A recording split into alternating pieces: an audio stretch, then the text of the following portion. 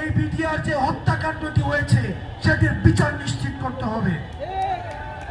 যদি বিচার নিশ্চিত করা না হয়, দেখছি আজকে কালকে কিন্তু অথবা এই ফ্যাসিস্টদের ভাষা আমরা সহ্য করব না।